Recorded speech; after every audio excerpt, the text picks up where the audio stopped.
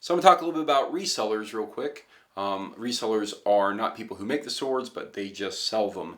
So generally speaking, most resellers will sell multiple different manufacturers, different brands of swords.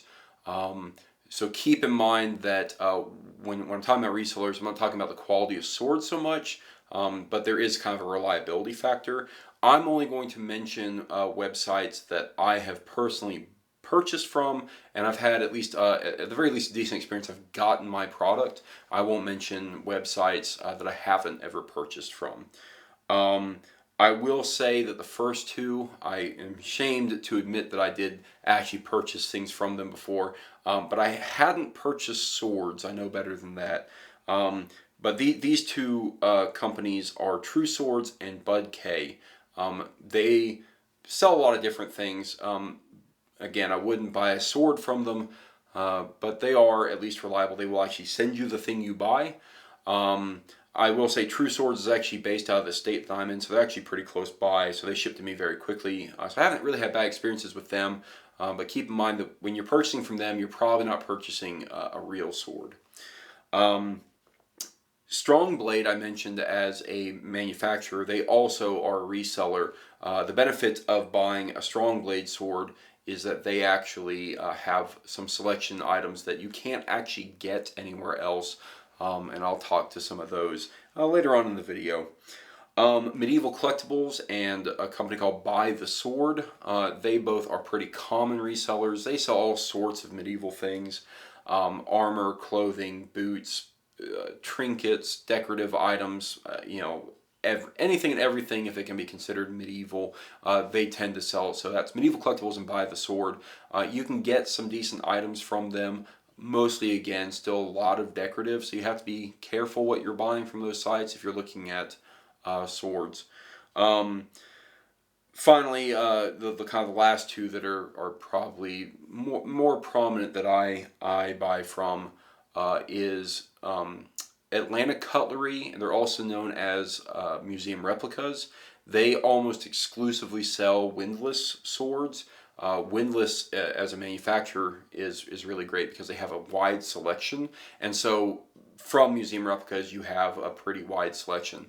The reason I actually purchased from them, yet again, is they are within the state that I live in, so not only can I purchase from them and get really quick shipping to my house, but I can just drive about an hour down the road and go into their storefront and browse their selection and buy from them.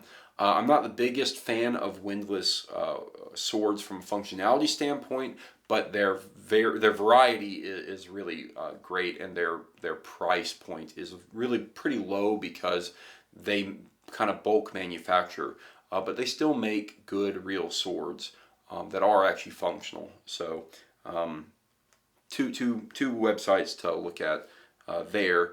And then finally, Cult of Athena is probably the biggest reseller with kind of the most community support. They are really good customer service. They offer sharpening services for all the swords that they can offer sharpening services on. And they do sell other things. They sell, again, clothing and whatnot. But I'm really a very big fan of Cult of Athena. I've purchased a lot of items from them. Tend to be items that are from more production standpoint. So I do buy some windlass from them. I've bought Hanways from them. But generally speaking, I don't buy a lot of the other brands from them because if I'm going to buy like an Arms and Armor, Christian Fletcher, and Albion, I'll probably actually go direct to the source for most of those so I can get exactly what I want. But yeah, that's it. Again, a reminder, generally speaking, you get what you pay for. And so I think if you stick to a lot of the resellers I speak to, especially Cult of Athena, you won't be disappointed. And if you stick to a lot of the brands that I tend to suggest and speak to, again, I don't think you'll be disappointed. But what I'm going to do now is I'm going to kind of walk through my experience of collecting swords and talk about some of the pitfalls and really speak to what it is like from the very beginning in the kind of the age of the internet, trying to find swords online to buy and trying to wade through the misinformation. And you'll see that early on I made a lot of mistakes, and it was only through a very slow progression that I learned what's a good sword and what isn't, and that quality is abundantly clear. I've been doing this for more than a decade, collecting swords, so I have a pretty large collection, and I hope that you will learn from my mistakes. But I think this is kind of a fun show and tell portion as well, because I like all my swords and I like to show them to people. So we'll go through that next.